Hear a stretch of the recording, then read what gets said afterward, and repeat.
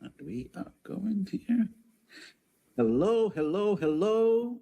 I'm Samuel Archer, your host. You're listening to the Muzilog magazine podcast. And we have a special guest in the building. She goes by the name Lori Nicely, and we want to welcome her to the show. Lori, how are you this morning? Doing fantastic. How are you doing, Sam? I'm doing good. I'm doing good. Shout out to the Urban Influencer. We met there a few days ago, and we are in interview right now. Isn't that a beautiful thing? Excellent. Yeah, it was. I loved the experience on Monday night with Urban Influencer, and I am so grateful for what they're doing. I did know what to expect with it, with an industry roundtable. So I was like, well, I'll just go in and see what happens. And, kudos to them for really helping promote independent artists. It's really, it's wonderful to see. It's wonderful to see. And you see, we talk about all types of stuff there, right? Exactly, and talk about everything. And you put a bunch of musicians together and just let them, information flow freely and see where it goes. It was neat. We kick it crazily inside there. So. Yeah.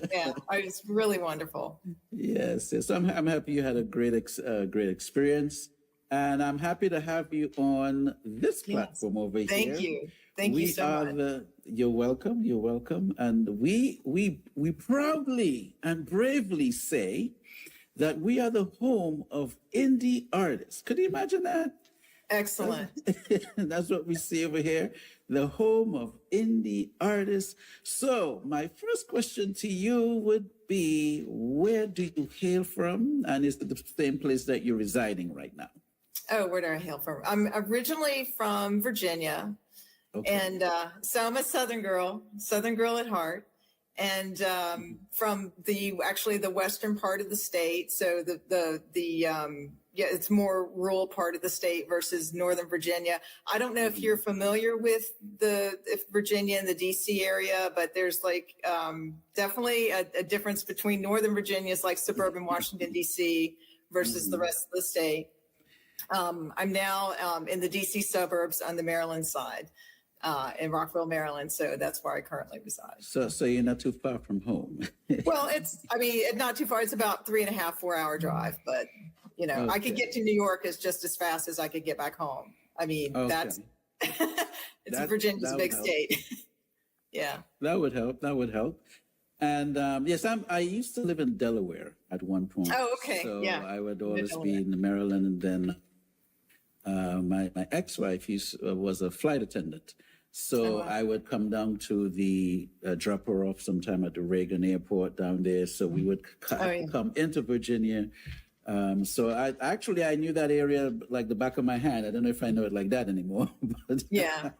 It's really taken off, especially Northern Virginia. It's really exploded. Yes. It just continues to grow and expand. Mm-hmm. So which I guess is good for the region as long as it doesn't get too crowded. That's what's kind of nice. The suburbs are still can, you can move around and still close enough to do things, go into the city and it's, it's nice quality of life. Really is. All right. Now, I'm kind of, they're the second person I'm going to do this to. I'm liking the picture in the background. What's going on with the picture in the background? Oh, it's just two rowboats. Yes, I see. Okay, so you're not the artist, or you just like no, not the artist for that. I don't paint. My gift is music composer. I do a lot of my own creative work though with my social media posts, with Canva, all of that. I don't know if you're familiar with Canva and putting that together. I'm thinking as far as artwork goes, I took photography in college, so I have a pretty good eye with taking photographs. I do all of my own photography, which is great now with the iPhone. You can do your own music videos. You can do your own, photography if you know what you're doing. All of my singles so far, except for the first one, this go around, somebody that I actually had a professional photographer and then realized I could just do it myself. Okay. with an iPhone. I mean, that's how good technology is. And so if people don't know that out there, you can do a lot of things yourself if you know what you're doing. So it's a good deal. Yeah. Okay. Yeah, I was just being a little nosy. You know, I'm a little nosy sometimes. You know, That's okay. No. So your choice of instrument, I'm thinking so far, is the piano and keyboard. Is that your only instrument that you play, or do you dabble in other things? No, I play, and ever since childhood, I've played the piano, keyboards, trumpet, and guitar. So when I was a teenager, I was playing all of it. You know, keyboards, piano, trumpet, guitar. And through college, I kind of let the trumpet drop off a little bit because I wanted to focus more on piano and composing. And but I love playing the trumpet. It's a wonderful instrument. It's a great experience for with jazz and smooth jazz and pop jazz kind of music. To be able to be in a band like that, when I was learning in school and playing, I was in my high school jazz band. I was in my college jazz band. And it's just, it's not the piano, it's a different part. And, you're one of several in a horn section, which is a different experience, one of many in a band versus like the pianist, the composer, the songwriter. So they're completely different experiences, but very valuable, nonetheless. Okay. And I love the trumpet, still love it. I don't actively play it, but, I love it. Well, at least you're introduced to it. And would you say that it helps with your present, like when you're arranging presently? Yes. Does the experience help you when you're putting the music together? Yes, because I know what a horn section would play and what they wouldn't play. So that have like with my current song, "Come On Down," it's got a horn section in it. It's got it's a trumpet, trombone, saxophone. Got the main idea down of what they wanted to have them play. Fortunately, the engineer, the mastering engineer that I was working with, he was also a recording engineer for the horn section, and they were able to write, like he was going to write the parts. At first, I thought they wanted me to write them. I was like, okay, I can write the parts. It might take a little bit, but they said, no, we got a guy that I think it was the sax or trombone lead.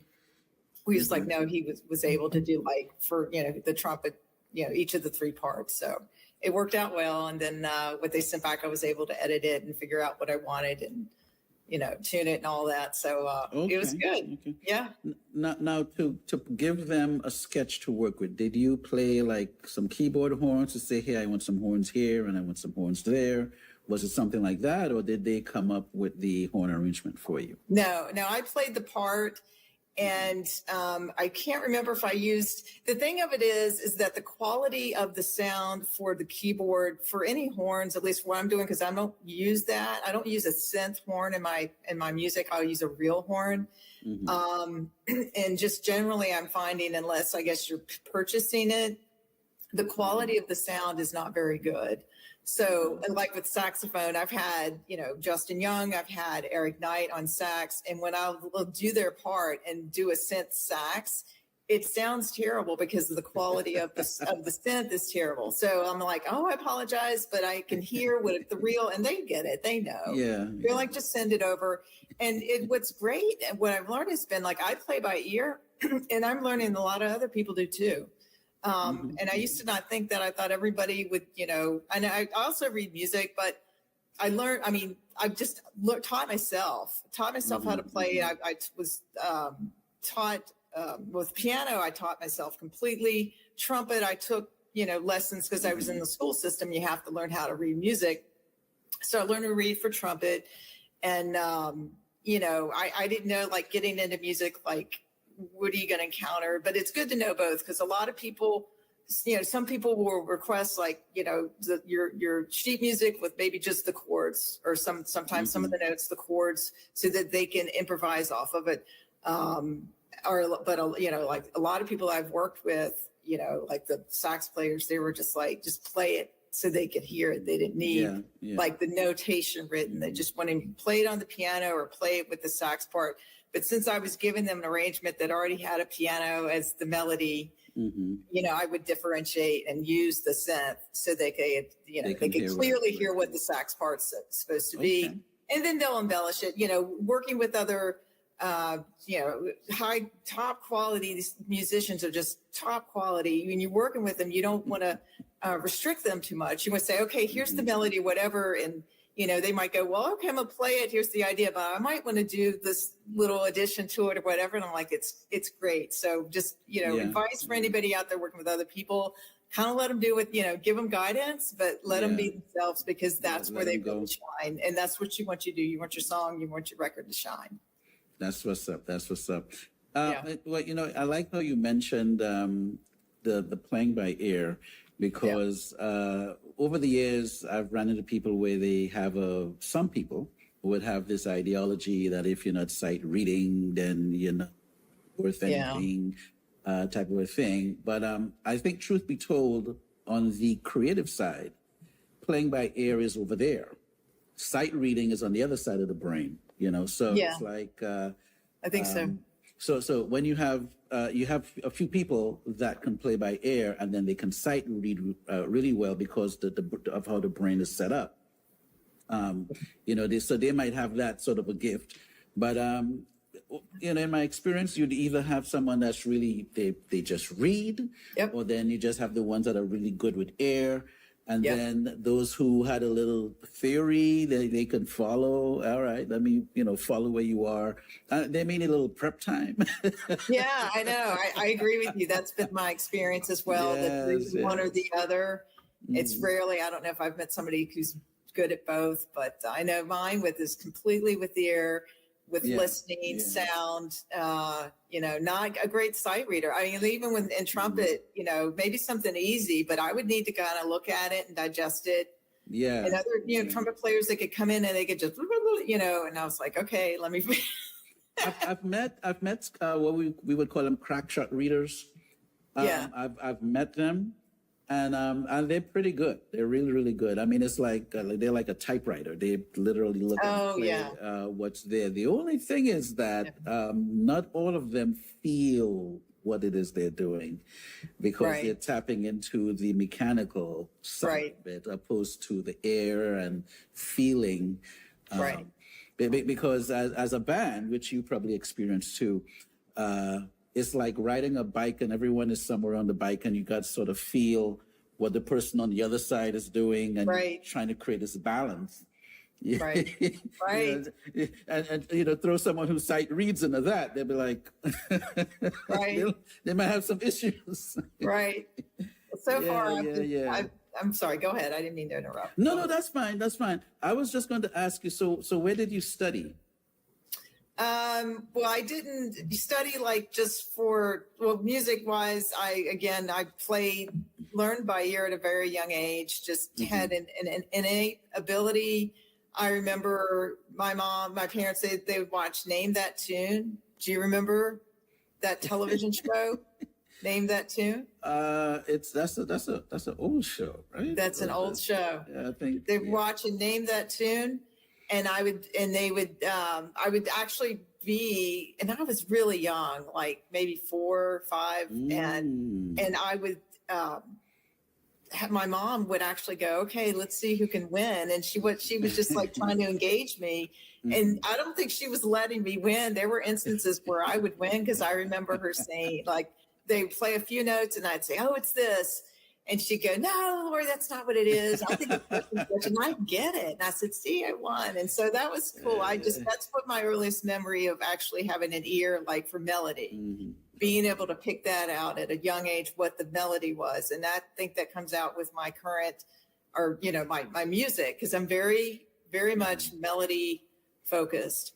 And, that, and then, I just learned, we had a piano in the house. My older brother played the piano and he took lessons.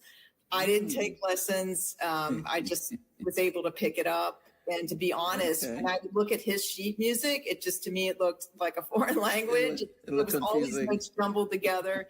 And I could just, let me just figure it out. I played and then took trumpet, which I learned in the school system, played through college.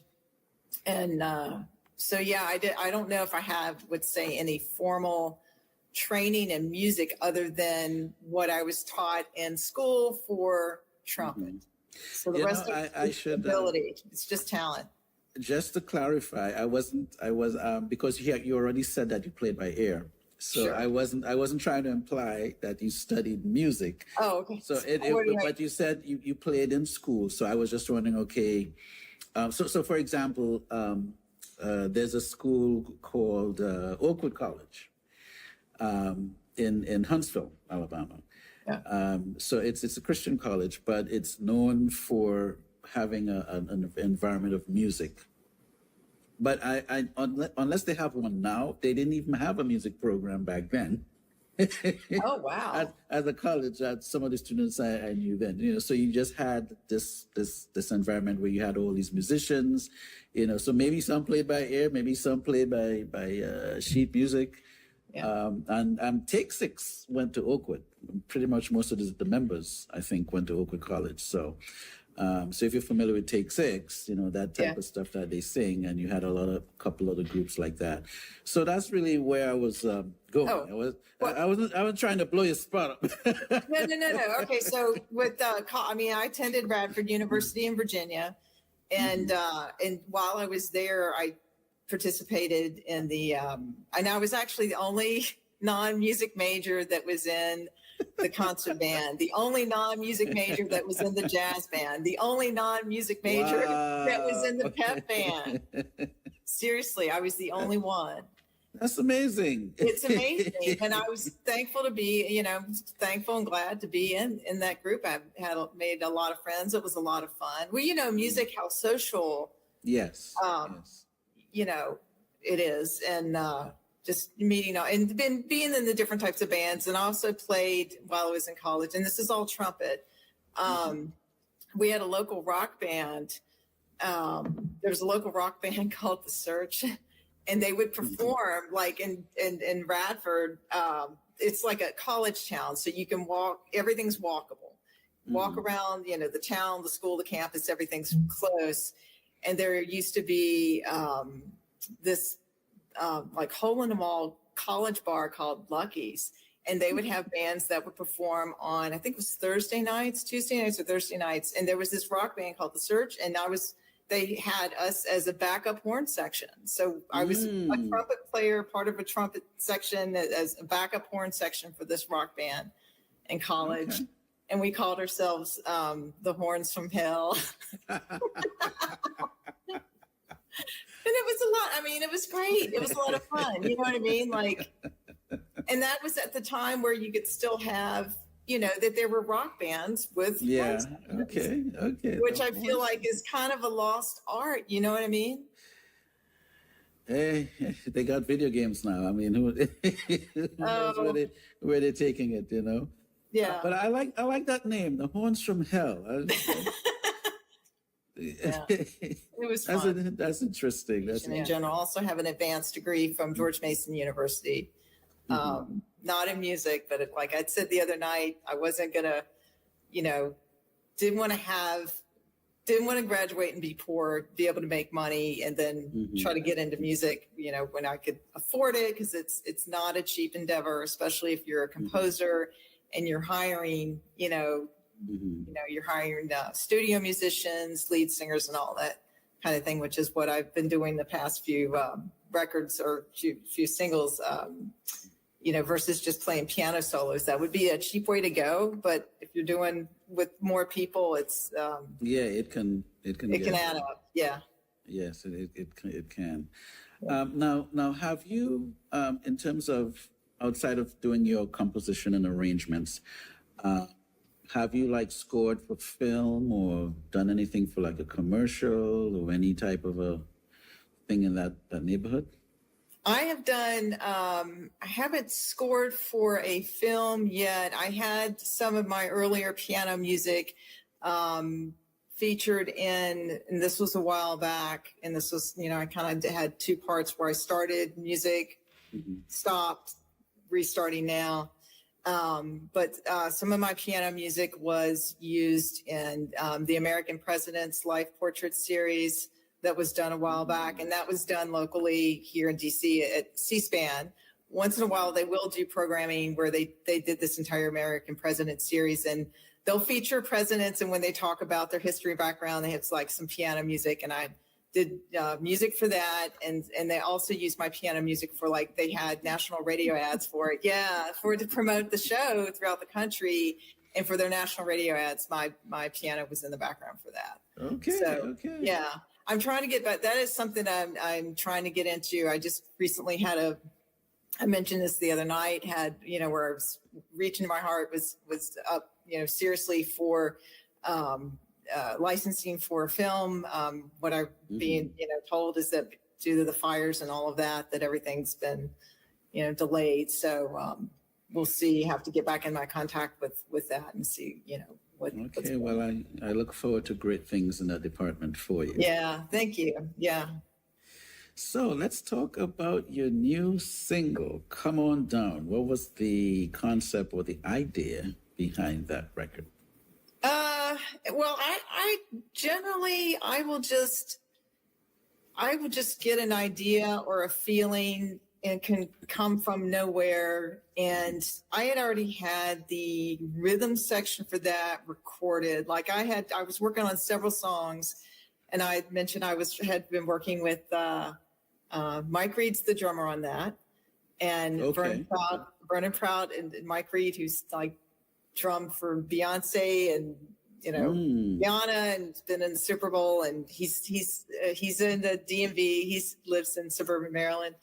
Vernon Prout plays bass on it. He's played for I think Tamar Braxton and Lizzo and all kinds of people. So this is incredible talent that is local to me, which is incredible.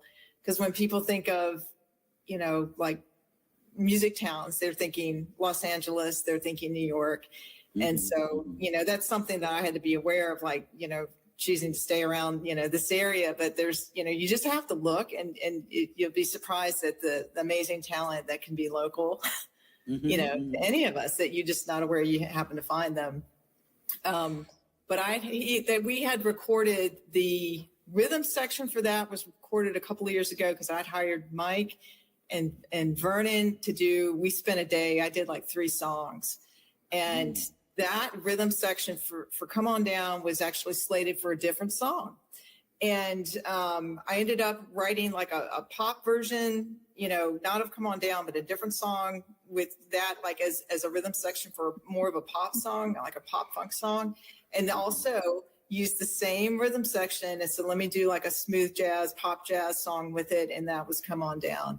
So I just listened to it, thought what kind of catchy, cute melody would go with this, and just sat down at the piano and just started to play it. And it just came to me. After that, I changed some, I think the pop song for the other song, I did something different with the keys. I had to change some of the rhythm. Like I was editing it and changed it so it's not like completely the same thing. But it was cool. It was cool that I was able to do that I was able to create completely 2 different songs, 2 different styles. They don't sound at all alike. You know what I mean? Yeah. The other one's kind of sitting in the background waiting to be, because it's pop. I can't perform it. So it's like getting that out to a pop artist. You know what I mean? But it's kind of sitting there. We're like, okay, waiting to get that working, and that would be my role as the writer, right? As the writer. But yeah, it's Come On Down. And Selina Albright, I just was like, after having had her sing on my previous single, Reach Into My Heart, I loved her voice, and I knew that she could just knock it out of the park like she does. And she did. She did. I'll never forget when she sent over her files. Like our process is I'll, to do the piano, like what I give to her, anybody I'm working with, is that they'll have, like these are when you get to the point where you're dealing with featured artists, and you're like, okay, we've done the rhythm section, I've done all the piano parts, I will play the melody usually on the piano, pick it out, get my iPhone out, record hear the lyrics, walk them through the lyrics, and then I sing it. Like I sing it how I want them to sing it. Now I'm not a singer, but I can hit the notes, so they get it. And then they hear that, and then they've got all the files. So then they're downloading the files, they hear what I want, and then they do their thing. And I just was blown away the day that Selina Albright sent back her vocal tracks. And I heard the bridge where she did all the harmonies. I just sat there and I was going, hell yeah. I mean, that's exactly what I said. I was like, hell. And I was just like, boom. Home run. Crack of the bat. You know what I mean? Crack of the bat. Yes, boom, yes. Soaring out of the park. Yes, yes. I was captivated.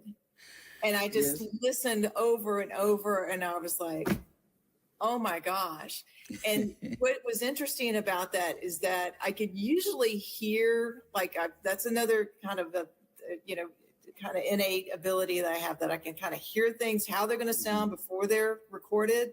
Like with Reaching My Heart, I could hear, I knew how it was going to sound. Abe Lamarck, I knew exactly how he was going to sound in the song. And I was like, yes, that's exactly what I heard. With Come On Down, with that bridge part, when I was singing it, in my head, I was hearing more of a disco sound. I was hearing this is going to be kind of more of a disco, smooth jazz, smooth jazz with a hint of disco, because it's got all the funk in it. It is a funky arrangement. Yeah. With the bass, I like that the bass has a nice layout. The drum, it is a nice pocket. You guys had a nice pocket there. And but then when Selina said hers back, I was like, that's not disco at all. That's more, to me, I heard, and I don't know, it's because I'm a Southerner, but I heard Southern, I heard gospel, like a quality to it. I've heard other people in the industry have said that to me. I've had at least two other, like the smoothjazz.com. I don't know if it was Sandy Shore or if it was one of her writers, had put that out as a description, that they heard like a gospel influence in that part of the song. And I agree with them 100%. And so it just, and soul, and it's just beautiful. I mean, I was blown away. Well, and Selina comes from royalty. I know. The daughter of Gerald Albright, right? Yeah, daughter of Gerald Albright. Yeah. She's amazing. Very talented, very versatile, and that is something that I look for in the featured artists that I work with, whether it's a saxophonist or vocalist. I'll look into their what other music that they've done, but I look for versatility and that they're not a one-trick pony. You know what I mean? That they can play different styles, and Selina does. She sings, she sings pop, she sings jazz, she sings soul. She's incredibly versatile, incredibly talented, and incredibly nice person, incredibly great to work with. So yeah. Well, you can tell she has range. Yes. And the record she did for you before, I actually heard that you released that like a year ago or two. Was that like Reaching My Heart, I released last year. Okay. I think I had gotten that through Urban Influencer, and we actually spun that a few times on Muzilog Music Radio. Hey. Cool. So it's good to see that you're keeping a little bit of tradition, not much, but a little tradition of bringing back Selina. And shout out to her on her amazing performance. And that shows she has range. That's the other thing. She has range, and she's flexible in terms of interpreting what it is that you gave it for your records and so on. Yes. So that's amazing. She has incredible range. If you really want to, one of the songs, and I really thought about this, I took about 6 months to pick my leads for Reaching My Heart. And I had a list of female vocalists. I went and listened to all their songs and really studied, again, was looking for the versatility. Like you said, range, that's really important. I was looking for range. And one of her songs that demonstrates her range is called Dishonest Smile. So I would tell everybody out there watching to check out Selina Albright's song called Dishonest Smile. It's beautiful and, just a broad range. She goes up really high. Beautiful voice. So I noticed you've just released singles so far. Yes. Is there a full project in the works? No, to be honest, there's two reasons for that. Number one, that is just what you prefer single in my heart want to do. Second of all, I learned that's what everybody else is doing. Mm-hmm. And that's where the industry is now, at least for smooth jazz. That's my understanding, that people are just releasing singles. I don't think anybody's releasing albums in smooth jazz. Well, unless they have the audience. I don't know. I guess maybe, but for me, and I know I'm not alone. It takes a lot of work, and I don't know how they do it now. Like, I released one album like early on, and it took a ton of money, a ton of work. And what happened is that they took one single, this was a while ago, one single from the album, which we thought maybe was the best single. And this was when independent artists didn't have much of a footing as we do now. And I was competing with labels. And even though I had a national radio promoter and I was an independent, this was quite a while back, my single in the first week was the sixth most added in the country. Sixth most added single in the country. That's good. It's excellent. But then it kind of disappeared. And at the time I was like, wait a minute, what happened to the song? Well, I'm looking at everybody else that's listed, and they'll say who their label is. So if you're yourself, it'll say like you're like Nicely Music or whatever, you know what I mean? They'll or independent. Everybody that I was competing against for that space was backed by a label. So, and it kind of was like, okay, are we done? I was like, that was fast. It was a lot of work. And so at the time it was like, I had to really think about for the next time, the next go around, how I wanted to be able to get my singles out, my music out. And, I thought just releasing singles and making sure that each one of my songs that I released gets the daylight and the respect and the time of day, you know what I mean, that it deserves. Because I don't know if people that aren't in music, I don't know if they realize how hard, how much work goes into it, how much money goes into it. And so it was hard for me to say, okay, I have 14 songs. I know not all of them are for smooth jazz radio, but, maybe 3 others could have been, pursued, but it kind of just vanished. So that informed me on my second time around. It's like, I'm not going to let my songs vanish. I'm going to do one at a time, and I'm going to make sure that it gets full attention.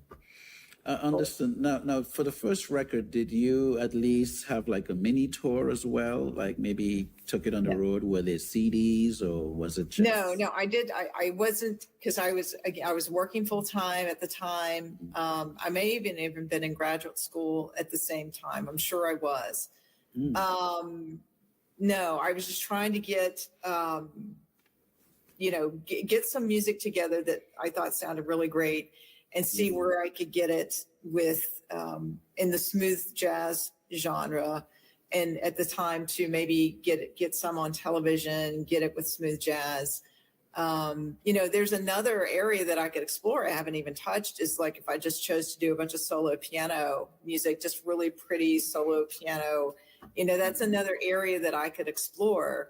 But each time you explore an area, it takes time, attention, money, focus, Well, and so I don't want to kind of be fragmented this time around. I want to be like, nope, this is where I'm focusing, in this area, doing this style of music, and putting my resources there. So, yeah. Point well taken.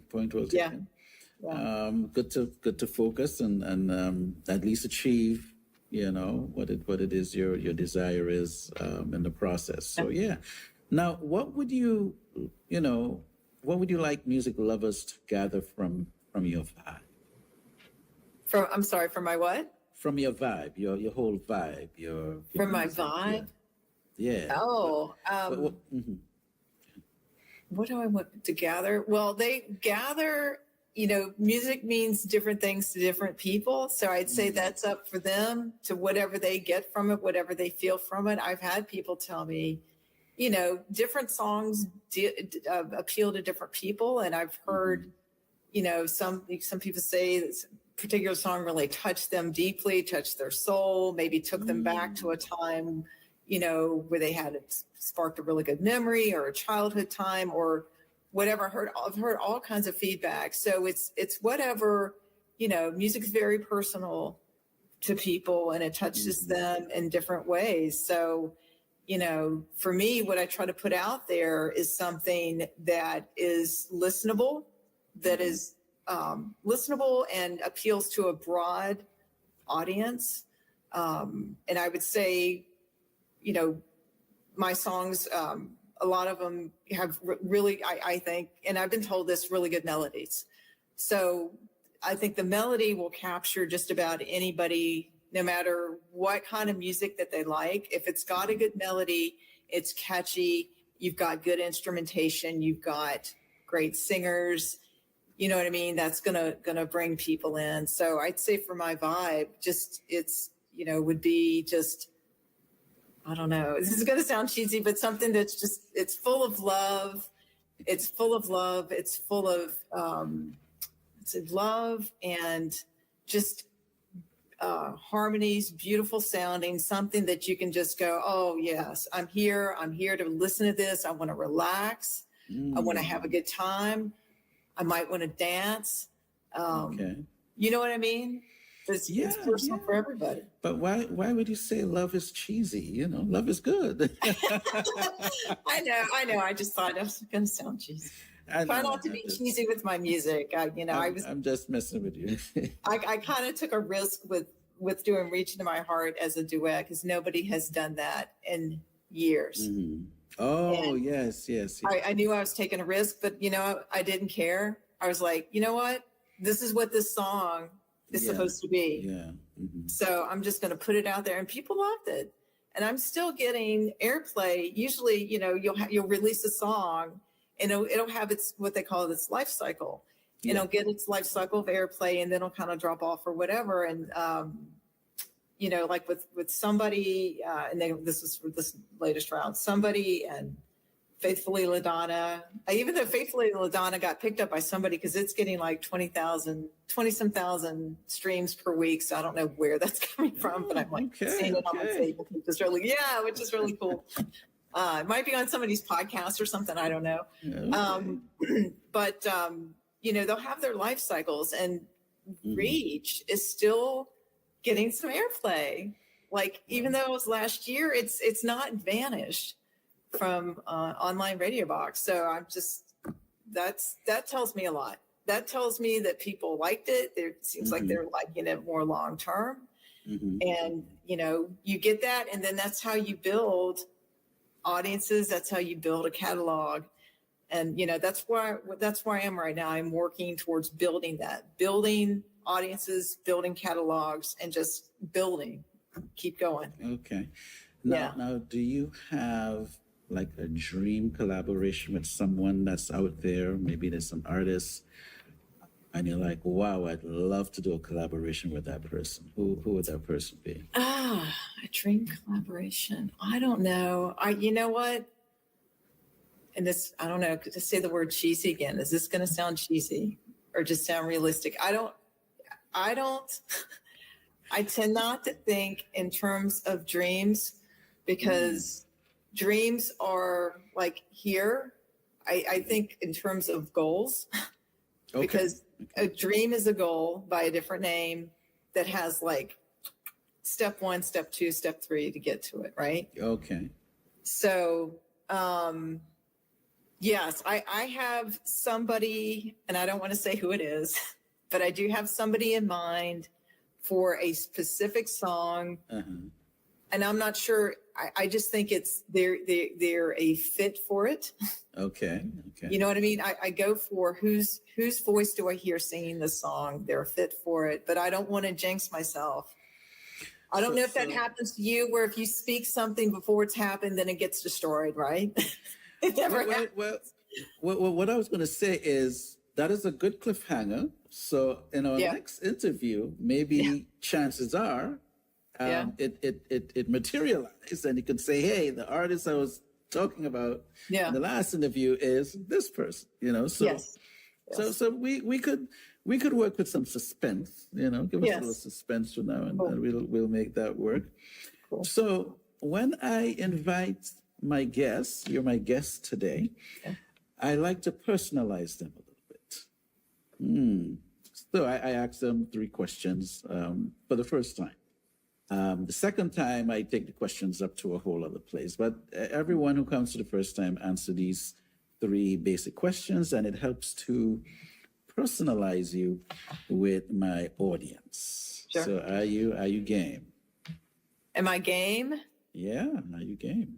Yeah, I'm game. I'm not going to ask you what you did last week. That thing you did last week, I'm not going to ask you about that. So. What happens in Vegas stays in Vegas. That's all I'm just kidding. I'm just kidding. I know. I was kidding too. Okay. I don't know what you did last week. Okay. So what is your favorite color? Oh. As a child, I would have said blue. As an adult, I think I would say red. So you like red now? I do. Yeah. I mean, it's just because it's warm, it's vibrant, okay. It's alive. So you like red? Okay. I like red. We'll go with some red here. Is that kind of red? Is the ticker looking red now? Yeah. Yeah. We're gonna go with red. We're gonna go with some red today. Yeah. The last person liked blue, so I changed it into blue. Yeah. I mean, blue's beautiful too. It's kind of both, but yeah. But you like red, so you're gonna go with some red. Red's pretty. All right. So when Lori is in the kitchen, what is that favorite dish? She's laughing already. I don't know why. But what is the favorite thing you like to prepare when you're in the kitchen? Favorite thing I like to prepare in the kitchen, if I'm being honest, coffee first thing in the morning. Okay. It's easy. That works. It takes me, right? It's easy. It doesn't fight me back. It wakes me up. It doesn't fight you. I never heard that before. It doesn't fight you back. Okay. It doesn't fight me back. It cooperates. It lets me just make it. Okay. Now, do you brew? You brew the coffee, or do you have like a Keurig thing that you do? What type of a coffee thing? What is the process of your coffee? No, it's just I have to use a filter, like I just use like a filter. I have to use a filter because it's got a lot of, I don't know, we're getting into health stuff now, but there's a lot of, like, if you would use a French press, I used to use a French press, and coffee is delicious in a French press because you have all the oils, but when you have all the oils, you have all the cholesterol. So depending on what your health situation is, I don't, my situation is like, I can't, like, I have like a very like thin margin for intake of cholesterol. And I'm not on any medication for that because I would rather just stay natural. My diet, right? Change Understood. my diet. So one of my changing my diets was just putting I use a French press, like I have a French press container, but instead of pressing it down, I just bought one of these filters from the grocery store, put it in like a basket filter, but then I put a paper filter in it too. And then I just put ground coffee in there, and then I just boil the water and I pour it over, and it's real easy. It's real fast. It still tastes good, even without all the oils. And it's, you got to do what you got to do. So people with their health things, they got to do what they got to do. And that's one of the things I have to do. So let me ask you, when you say it doesn't fight back, you had experiences with food that fought back? Yeah, well, if you can't get it to taste, if you're trying to make something fast or good, usually those two don't go together. Okay. Those two don't go together. So it's like, just simplicity, and I don't know. Okay. Well, all right. Yeah. We can work with that. So my third question would be, who have you been listening to? Or who's the artist? Maybe two or three that you've been rocking with for the last 2 weeks or so, or the week. The last 2 weeks. Oh, okay. You know who I have been? It's because I think Selina Albright sent like a reel around about Shaka Khan. Like they had some sort of huge concert recently. Did you hear about it? I saw some stuff online. I did see something on Facebook on the timeline with where Shaka Khan was involved. She was in a bunch of other people, like huge names. I forgot what the name of it was. I mean, it was a reel. So, they're a few seconds, they're fast. But I was like, wow. Okay. Still sounds incredible. Still looks amazing. Still has it. And everybody on that stage. And I apologize, I didn't capture the name of what the concert was, but it was something big. I just remember going, because you're busy and you're like, oh, it's Shaka Khan. Oh my gosh, it's Shaka Khan. Look at her, listen to her. And so that's now, I was like, let me look up Shaka Khan. Let me listen to. Okay. And, it's like we were talking about like rediscovering Donna Summer on, the Urban Influence we were talking about the other night, but yes. My tribute to her, Faithfully LaDonna. It was kind of the past couple of weeks, Shaka Khan, and amazing voice. Yes, I was just going to say we just had the it might have been the Essence Festival. I think that was one of the events. Now, there might have been others. Around, but I know Essence. So it could have been one of those that she was performing on. Yeah. So, with that said, is there anything that you wanted to talk about? One more. Cheryl Lynn. I'm sorry. One more. Okay. Gotta be real. Gotta be real. With David Foster. Yes. You know the song? Yes. Dun, dun, dun, dun, dun, dun, dun, dun, dun. Yeah. Just again, another really well-written, I would say that's kind of a funk pop jazz, mixed song. That's what you like. You kind of like that. Yeah, I kind of like to be able to do like a blend of pop and jazz, smooth jazz, pop jazz, just do the right and that song particularly has like a piano space in there, with the strum and so on. So it has like a piano leading kind of a feeling. Yeah. Okay. All right. So well, I don't know. You were answering who you were listening to the last week. Okay, but sorry, but that's okay. And we're hanging out. Yeah. So is there anything else you wanted to touch on that I didn't get to ask you about? No, I'm not sure. I mean, the audience for your show, what are they most interested in? The people that watch your show, what are they most interested in? I have a vast audience. I have people that are into different things, but I'm part of what I do with the podcast is to introduce new things, so, I may have a few eclectic folks. So it's not really one specific vibe. You might have someone that they like folk. You have someone who might like calypso, or they like reggae, and you have someone who's into gospel. This morning I interviewed a gospel artist earlier today. So it varies, and it's pretty much a podcast. I talk with you, introduce you to the audience, and then we put a couple of your songs in rotation, and then Excellent. And then that's how we do it there. So cool. Thank you. So yeah, you're welcome. You're welcome. Yeah, go ahead. I'm not sure I can think of it, but if there are any other musicians out there, I would just say, be yourself, stick with it, keep moving. It's all about making contacts, and you never know when the next contact will come that can really help, get your music out there. So one thing I noticed, you have $1 million smile.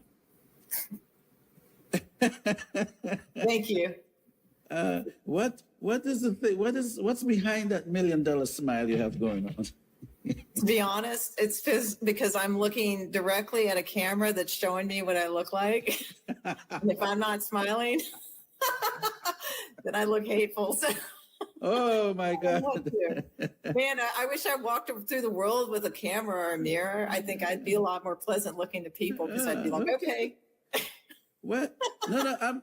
I'm not saying you're smiling too much. I just said it's $1 million smile. Well, thank you. I appreciate that. Well, Lori, thank you so much for coming through today. It was an honor and a privilege to interview with you, talk with you, learn about you, and talk about your music. We want to wish you Godspeed on your future endeavors. Consider yourself part of the family. And if you have anything you want to put out there or an announcement, don't hesitate to send it through. You have my email, shoot it through. Hey, I'm putting this out. And, if we got to just scrape up some time and do a quick 5-minute thing. We went for almost an hour here, so we're having fun right now. That's good. That's great. Right? It's pretty good. But, sometimes you might need a little 10-minute, hey, could we chop it up? Just shoot me an email or call me. Hey, Sam, you got 20 minutes? I need to get this out there. So whatever it is, thanks again, and make it a great day. Thank you so much, Sam. I really appreciate this. This was a wonderful opportunity.